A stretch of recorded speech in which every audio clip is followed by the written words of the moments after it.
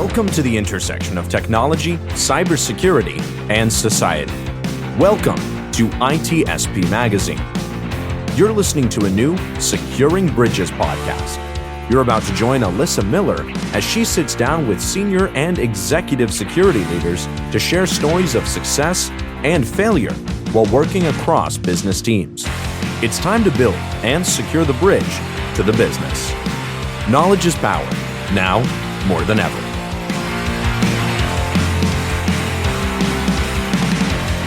Oh, well, hello there, everybody. We're back once again.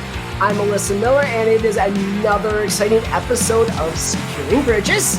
Here we are. We're talking every week to senior leaders, executive leaders, just people who are in the cybersecurity industry for a long time are doing really cool things. But we're not just talking about cybersecurity. You know that. We are talking about how we connect cybersecurity with what matters the most, the things that we're trying to defend, the business in most cases. So we've had a lot of great discussions. I think we're on episode 8 or 9. I don't remember. I should stop trying to remember because I keep screwing this up every week. I don't remember anymore. All I know is we've had amazing guests every single show. Hopefully you caught last week with Dr. Olivia Snow. That was an amazing episode and really got into some topics that were probably a little different than we're used to talking about. And this week we're wrapping back into more of the corporate security side, maybe a little bit. We're going to talk a little bit more about CISOs and a few other things because we've got an amazing guest with us this week. It's Malcolm Harkins. Malcolm, how are you? Great, Alyssa. Thanks for having me on the show. Oh, thank you. I mean, this is awesome. Just adding to the list of amazing folks we've had on this show. It's wonderful. In case there's folks out there who don't know you from social media or from a lot of your experience, just tell us a little bit about yourself and what you're up to these days. Yeah, so I am currently the Chief Security and Trust Officer with an early stage startup called Epiphany Systems. I've been with the company since its launch time about a year ago. Going into Black Hat, we launched, but I joined a little bit ahead of time before the launch. I've been in the industry a few decades. I spent time at Cylance, which was acquired by BlackBerry a few years ago. I was Chief Security and Trust Officer there. And prior to that, my life was kind of simple. Straight out of graduate school, I started with Intel Corporation in business roles first, in finance, procurement, business operations, and then tripped my way into InfoSec a little over 20 years ago, and eventually became Worldwide Chief Security and Privacy Officer and overseeing everything from corporate emergency management, all the typical IT stuff, product security. I have my fingers in a wide variety of aspects of various risk controls, compliance activities, and then a little bit of influencing Intel's strategy with it when it came to security in the marketplace. Very cool and very impressive. You said something there that caught my ear a little bit. You said you tripped your way into cybersecurity. So now I'm kind of curious if you can share that a little bit more of that story. How did you end up here? Yeah, so whenever my intent to actually go into security, I was and still am a mission-oriented person. And in summer, fall of 2001, two events that were seminal in many ways, physical and logical. We had 9/11, which I think we all remember. And then we had the Code Red and NIMDA viruses. Both of those events caused Andy Grove, who was still running Intel at the time, and his book, Only the Paranoid Survive. He was that type of individual. He created a safety and security task force and pulled together a few corporate officers and frankly was beating the crap out of them verbally every 2 weeks for a couple hours to deal with the availability risk issues physically and logically. And Intel CIO at the time, Doug Bush, called me up and said, "Malcolm, I need you to run security for me." And I'm like, Doug, I really don't know crap about security. And he's like, "That's fine. I got a bunch of security geeks who don't know crap about the business. They'll teach you and you'll teach them." And that was a little over 20 years ago, and I haven't ever left the space. So let's just say it's sticky with my sense of purpose and mission. So depressing thought, because you said, yeah, we probably all remember that. There are people in this industry now who don't remember. Some who weren't even born when 9/11 happened. That's true. That to me is like, it's so astounding because it's hard to believe, because we still talk about the effects of that. Those of us who did live through that and remember it well. I mean, what life was like before and after, and it changed a lot of things, including, like you were saying, where, Intel and countless other organizations really had to start to look at the world a little differently, not just in terms of physical security, which of course, we to this day feel those implications. Yep. But what are some other things, just looking back, if you were to think about, what are some of those key areas? You mentioned NIMDA and that was, part of the same thing back in 2001, but where have you experienced kind of some of those other areas where we've just had sort of, those moments that really stood out for you in the course of your career that's just kind of, keystone moments, if you will? Yeah, it's interesting. So 6 months into running security, and I still actually use this slide in various speeches 20 years later, I painted a picture that I called the perfect storm of risk. Because even in a technology company back then, Intel's belief when they asked me to do the role was, we're going to put Malcolm in place to kind of up-level drive and enhance the control environment. We'll give them money and people and resources. But once that construction of the control environment for that time period was done, we could roll it all back. So that was the perspective 20 years ago. But 6 months into it, as I was learning from the security team and deep security experts and technical experts at that, I drew this perfect storm of risk, how threat actors and threat agents exploit vulnerabilities, going after information assets, causing risk issues. My job was to put in controls in place to manage that cycle, right? Now, there was a hidden hand that I drew on the picture, starting with geopolitical nation states, because nation states are both threat actors and threat agents, and they're also legal and regulatory bodies. So they drive two aspects of risk, accelerating the risk cycle for business risk.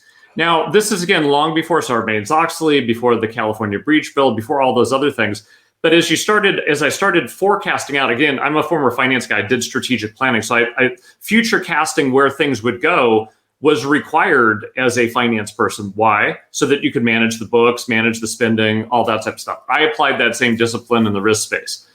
Now, with some controls, I needed a level of assurance, a higher level of assurance that Malcolm is Malcolm, his device is his device, where he's at, what he's doing, how he's doing it. Now, as you gather more of that information, that's identity information, right? Now, two things happen when you gather and start processing that stuff. One, you just increase your privacy risk, hence the legal and regulatory thing doing, accelerating that cycle. And then guess what? Identity-related attacks, because now that you have more identity information and you have other things about it, identity now starts to become a pretty critical item, even well beyond what we thought of years ago. So I drew it to explain the confluence of independent yet interdependent things that would brew into a perfect storm of risk.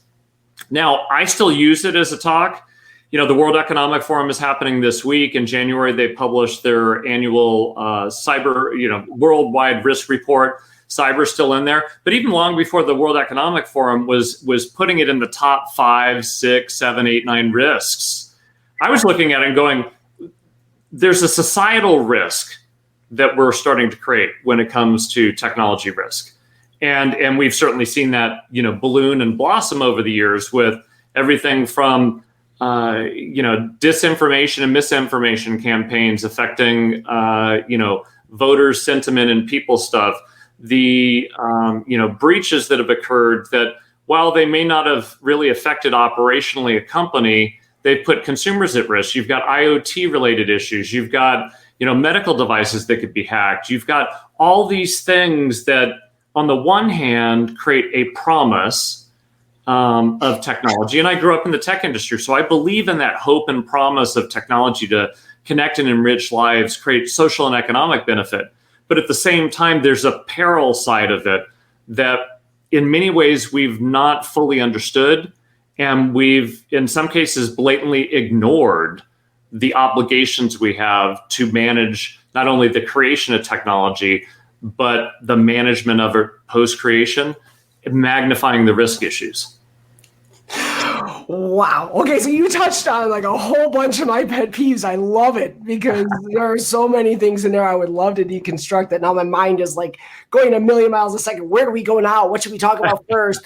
Because what I really love, though, across everything you just were talking about was, and I hope that all of my listeners will pay attention to this. Did you notice all the different types of risk we just talked about in that span of just a couple minutes of everything you were diving into?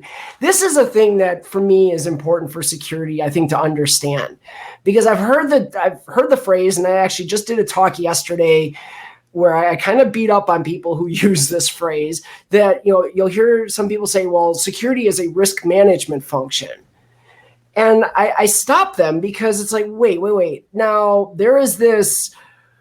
There's a Venn diagram of risk management and cybersecurity, and yes, there is some overlap, but do you really want to pigeonhole yourself? First of all, that's all cybersecurity does is we're just risk management, one. And on the flip side, do you understand, to the point I was making about how many other types of risks? Like, we are such a small brick in that huge wall of risk that business leaders have to consider, that this is the thing that really drives me crazy. Like, you can't, if risk management, risk reduction is the only value you can bring to the business, you really have put yourself into a very small little container that doesn't really demonstrate a whole lot of value. I'm curious for your thoughts on that. No, I 1,000% agree with you. There's risk is interesting, right? Because it's temporal. Yeah. Right. It shifts time to time. You have context. Is it risk to self? Is it risk to customers? Is it risk to society? So you have the different optics of who might be impacted by the risk conditions. And then there's the ethical component of it. What's ethically the right thing to do? Right. Not only for the shareholders and the company, but, for the customers and society. But I long believed, again, even growing up in a tech company, and a lot of peers back in the day would tease me I had it easy because I was in a technology company, right? And they were in food and beverage or retail or whatever. And I'm like, maybe a little bit easier because there's certain technical discussions I can have that the management team would get. But when you think about risk, there's again a bias that we all bring to it based upon our perspective, based upon the structure, based upon our backgrounds.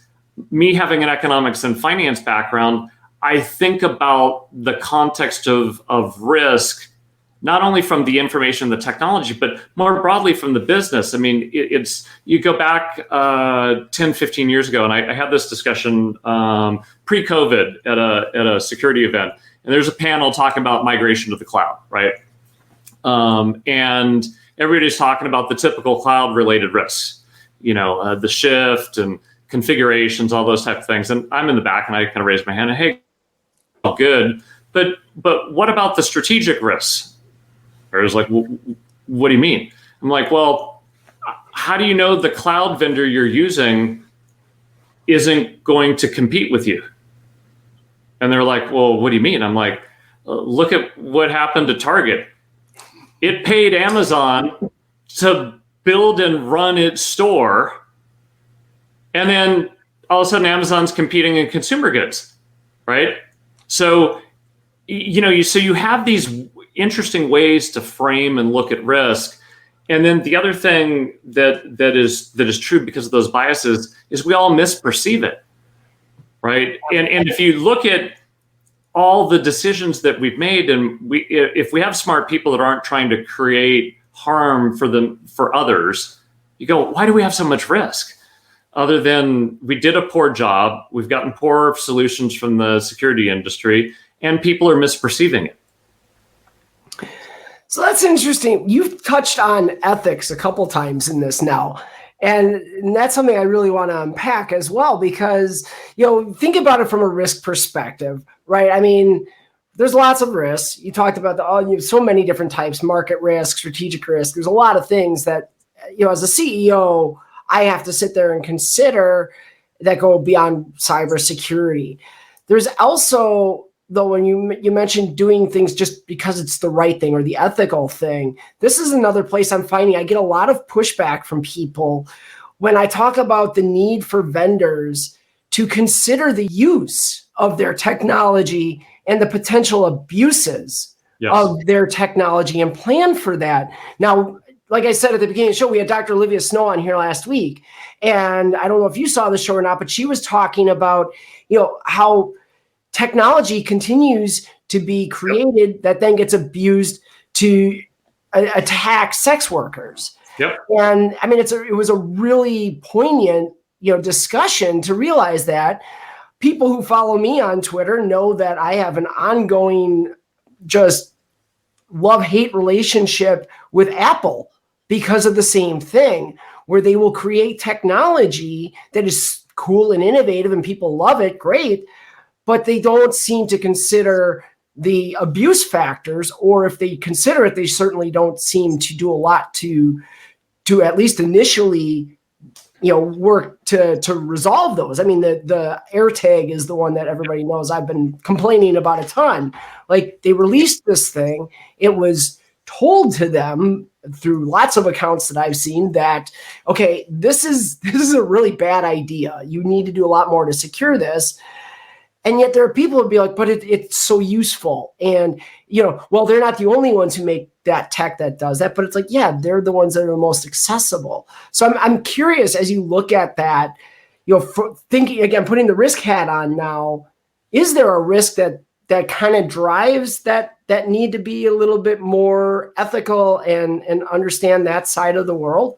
Yeah, I do believe that we should have codified in organizations, and specifically within the role of chief security officer, chief information security officer, chief privacy officer, some level of ethical principles that bind us towards making ethical decisions. And again, a lot of people go, yeah, but it's different. I go, yeah, let's roll back the clock,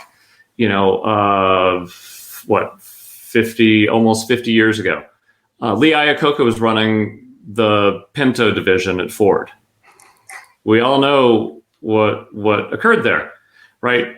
They framed the risk decision in one of liability and in profit loss, pennies and dollars and cents, right? Yep. I don't think he was trying to kill anybody, but the way in which they framed the discussion led them towards trying to compete and keep their time to market to compete against Volkswagen in the low-end car market. They had a patent on an $11 part that would have made a gas tank safer. They didn't want to retool the manufacturing. Yeah. Right? So I think when we look at other industries and in other situations, we go, boy, that's unethical. But we don't look at it that way for ourselves with respect to these things. And I think of, again, all the collection and processing of data. Right? If we looked at every time we collected data, particularly when it associates with an individual or a behavior, that it was toxic. It was like a chemical, right? So again, I grew up in a manufacturing environment that had a lot of deadly chemicals. You don't just have people playing around with chemistry in a way that might create noxious fumes, kill people, an environmental hazard, right? You have some level of protocols, and we don't do that in the technology space as much as we could or should. I think people attempt to, but I think in some cases the decisions they make are rationalized, and then they look at it and go, well, my obligations to my shareholders, and I need to manage risk again to self, meaning the entity of the organization, and worry less about the risk to others. And I think that is a failing in how we're talking about the real issues. And to your point, the downside occurrences that can occur because people didn't think about the abuse or the misuse of the technology or the platform they've created. So who do we hold accountable for this, though? I mean, is it the CISO? Where does this fall, especially if I'm thinking about, the technology in terms of, say, applications that, fail to protect consumer data and get abused in that way or something of that nature? I mean, who ultimately should we be holding accountable for this? Well, it's interesting. So let's tease out the word accountability. It's actually two words: account, which means to measure, to reckon, to really have the data, and ability, meaning do I have the capacity? Do I have the skills? Do I have the role that allows me to then take the account and have the ability to then really be fully accountable? And in many organizations, that accounting and that ability are gummed up a bit. In one sense, the board, the ultimate governance overseeing a company's state of not only internal controls but their performance, they have to be accountable for that, which then waterfalls down through the structure of the organization. But when you get within the organization, I've had this debate and argument with many, many peers that would, I'll overstate this, prefer this to wrap themselves in a Teflon blanket and say, I'm not accountable. The business accepted the risk. I frankly think that's bullshit. If you're going to take the C job, you want to be an executive, you want to have a seat at the table, there's two things: you got to earn it or you got to take it. And at the end of the day, then you have to be accountable. It doesn't mean other people aren't accountable, but you have to stand up and be, saying, I own this. And even if the business accepts the risk, guess what? My job is to mitigate the risk should it ever occur. Why? Because that's my job. And a lot of people go, well, the business accepted the risk. I'm like, I don't look at it that way. Hold me accountable, and I'll hold everybody else accountable. The CFO doesn't get a get out of jail card for financial integrity issues or misaccounting of dollars, even though a business or a procurement person or somebody else might have done it. They're ultimately accountable for that fiduciary stuff for the company or the enterprise. General counsel can't, absolve themselves of responsibility for keeping the company legal. The head of HR can't, hold themselves and say, I'm not accountable if there's a hostile work environment. So why do we get to say, well, there's a cyber risk, the business accepted, I didn't have the budget, I didn't have the staff, and create all the excuses to deflect accountability? And I think the easiest way to drive accountability is for us to stand up and own it, and then we'll be able to appropriately drive it. Yeah, and it's a really good point. I mean, you take on that C title, right? It's not just, hey, I've made it. This is my, cool new cred that I got. It means something. You are responsible, and you are accountable for what occurs on your watch. And I know for me, one of the things the conversation I've had a lot with people in cybersecurity when they complain that, well, I told them this was bad, but the business did it anyway. Or, I told the executives we needed to spend more money here and they refused, and now we got breached or whatever. Okay, so turn that around for a minute. And does that may be an indicator that you could have done a better job of communicating it? And this is the thing that I think we sometimes are a little too willing to abdicate our own responsibility and accountability for. It's my job to not just give them the information. It is my job to understand who they are, how they think, and provide them the information in a way that they can actually digest it the way I want them to, or the way that they need to truly understand it. Because I don't think there's any business leader out there who's going to make a decision saying, okay, I know this is a really bad thing and it's going to blow up in my face, but I'm going to do it anyway. If they make that decision, seemingly, it's probably because they didn't fully understand the ramifications. They were confused or just sick of listening to you talk about tech without providing any, plain language demonstration of what this actually means, or you tried to scare them to death and they just kind of said, well, I don't want to deal with you because that's scary. So, I mean, do you see that as kind of a part of, is that accountability? Yeah, no. Does that fall into integrity? Where does that lie? You're totally right. Again, part of the noise and the confusion we have in the space, some of it is perpetuated and driven by the security industry itself. One, because the security industry profits from the insecurity of computing. So the more risk that occurs, the industry revenue grows.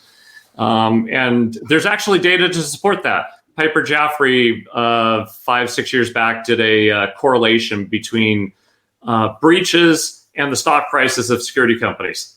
Yep. And there was a 74.1% correlation between those things. So, of course. Right. Got that issue. You also have the fact that, like I said, there's all this noise. When people go talk to the business, they can talk in over technical terms. They don't connect the dots between a cyber risk and an enterprise business risk so that people can see the connective tissue between this system, this application, this device, this network segment, and an oh shit moment that's going to cause a material risk for the business. And we use a bunch of approximations for the state of the state. Well, we patched Log4j within a week at 95% effectiveness because CISA said this and the SEC said that and whatever. We pulled the business through a knothole and bunch of disruption, but boy, we did a good job patching Log4j. Or you go, and we don't know where it is. We don't know what to do with it. We don't know the context of it, right? So I've saw a lot of that happening with respect to that. And you look at it and you go, okay, well, that's a failure of recognizing the difference between vulnerable and exploitable. Yep. They're different. You can be vulnerable and not exploitable. And certainly not exploitable to a material impact or material harm. And the way in which we've managed security is all these, and again, I don't want to sound negative, and it's something that we need to do, attack surface and vulnerability management and hygiene. Absolutely things that we need to do. But guess what? Everything is at the surface level, right? And we fail to understand and take action on the depth of the attacks within the organization, because it's easier, and the industry drives us, the compliance regimes drive us to manage at the surface rather than go, what are the 50 instances of Log4j that could really bite me in the ass, that then connect to an identity of this, that then daisy chain their way through the environment, all the north, south, east, west lateral movement, to then create the oh crap moment on a particular data set, system, business process, right? We look at all the components.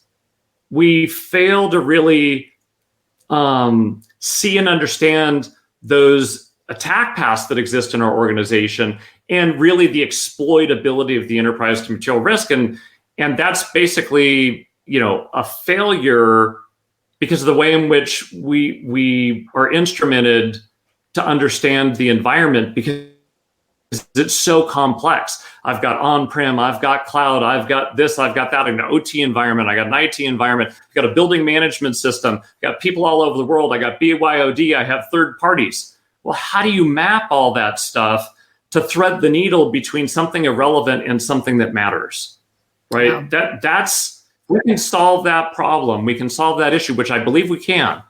We can then have the right information to create a bend in the curve of risk. We can transform ourselves to taking more proactive actions to manage and mitigate risk. And we can then have a very specific and understandable dialogue with the business around what's at risk, the actions we can take to mitigate it.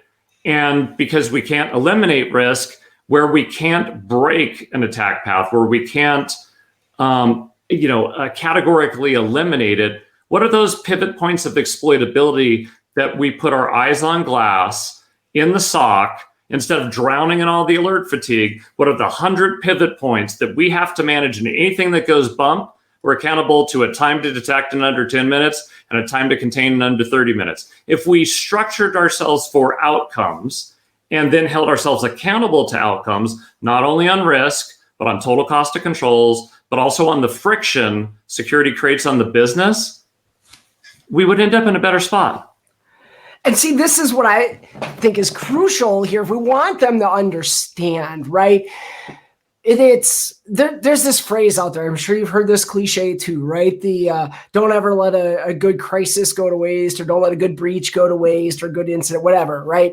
And what is the message that we're usually sending there? The message always is, hey, you had this breach, their pocketbooks are open, go get yourself paid and get some new stuff, right?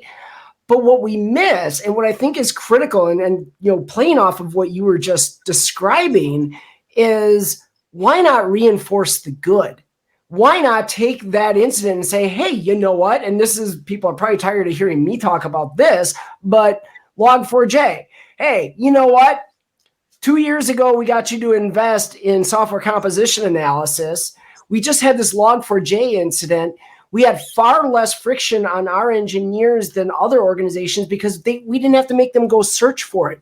Within hours of the breach or of the incident being announced, we had all that information out of our SCA tool, and we just provided it to them. We were able to prioritize it, like you were saying.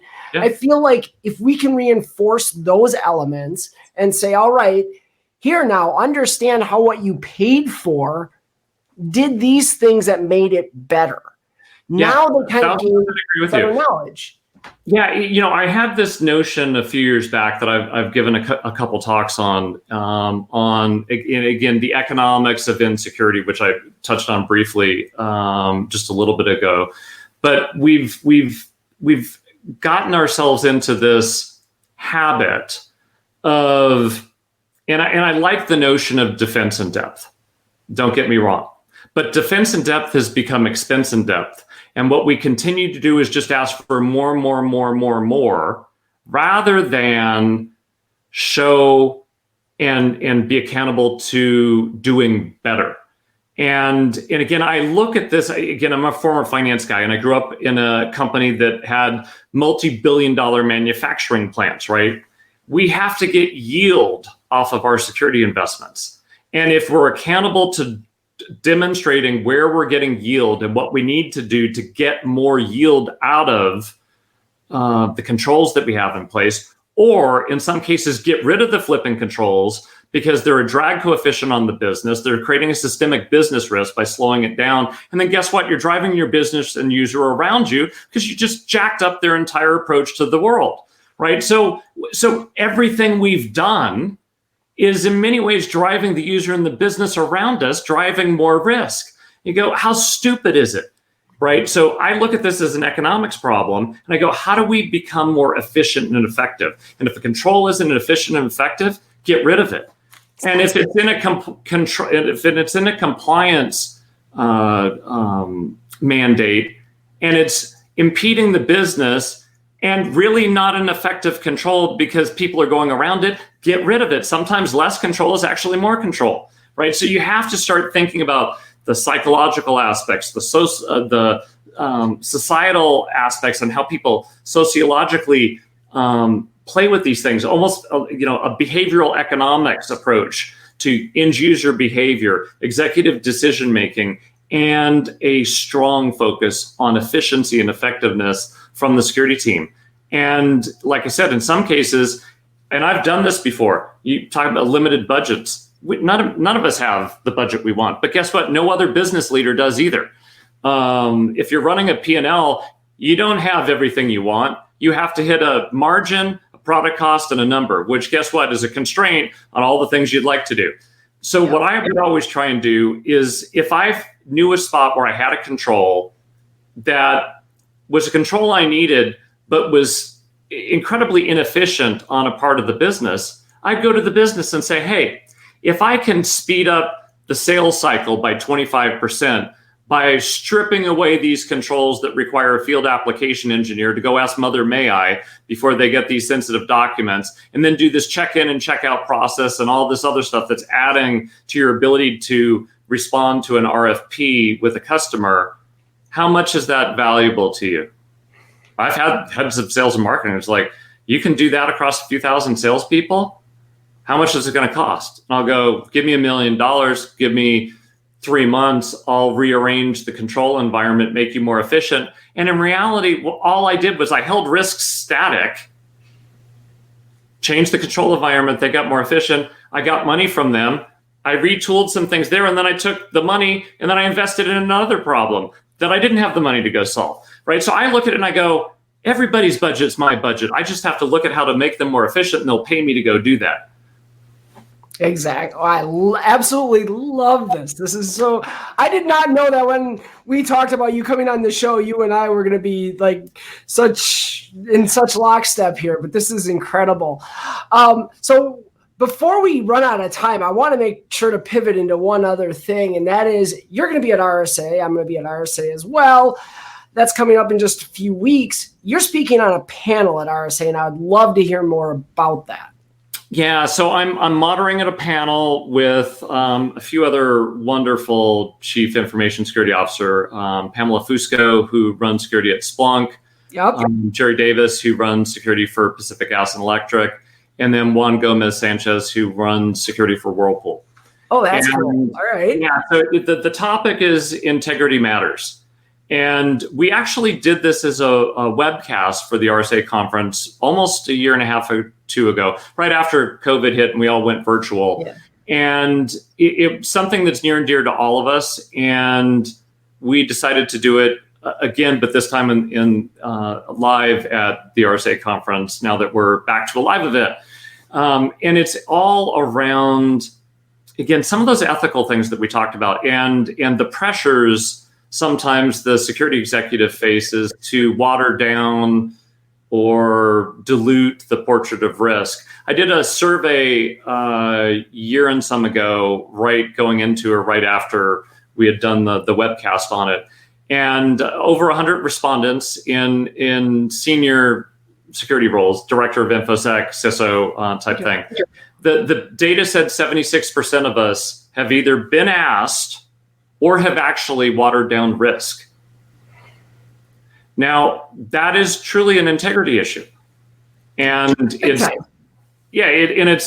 it's also an issue of potentially the longevity of your career. If you say, hell no, not on my blankety blank watch, is this going to happen, right? So I don't think there's a perfect answer, but we're going to talk about those issues, talk about the instances where we've felt those pressures, how we've managed them, how to navigate it, and then talk about the tough choice of basically putting your job on the line and when some of us have had to do that and what the outcomes of that have been.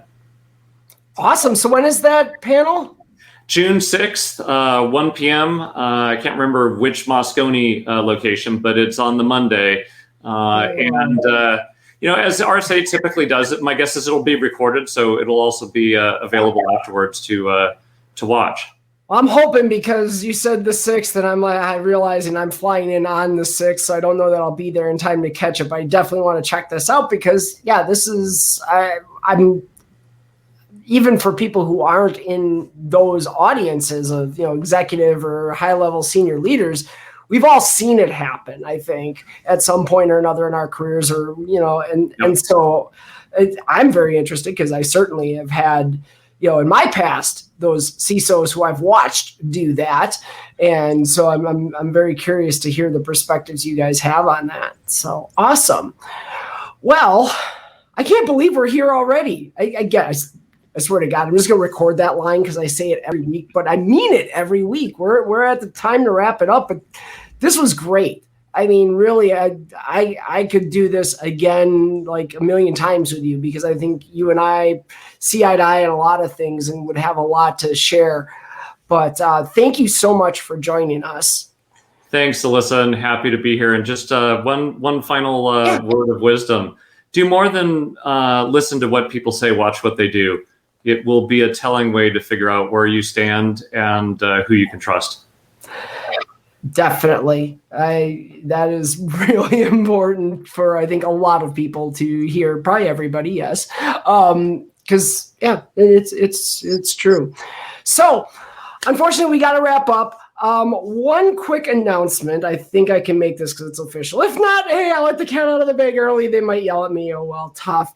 We're talking about RSA. Folks, just so you know, Wednesday, June 8th, I will be live from RSA with a very special guest. I am super excited. We're putting the finishing touches on it, but I will have Jen Easterly on this show live with me, director of CISA. I couldn't be more excited about this. So that's super cool. The episode will actually be a little later in the day. I think we're going to be about 2 hours behind our normal time slot, just so you're aware. I'll make all the announcements on social media, so watch out for that. But in the meantime, keep coming back. We've got great guests every week. Malcolm has been wonderful. We've got more coming up, and we'll keep doing it right here on Securing Bridges. Thanks so much, and take care, everybody. We hope you enjoyed this episode of Securing Bridges podcast with Alyssa Miller. If you learned something new and this podcast made you think, then share itspmagazine.com with your friends, family, and colleagues. If you represent a company and wish to associate your brand with our conversations, sponsor one or more of our podcast channels. We hope you will come back for more stories and follow us on our journey. You can always find us at the intersection of technology, cybersecurity, and society.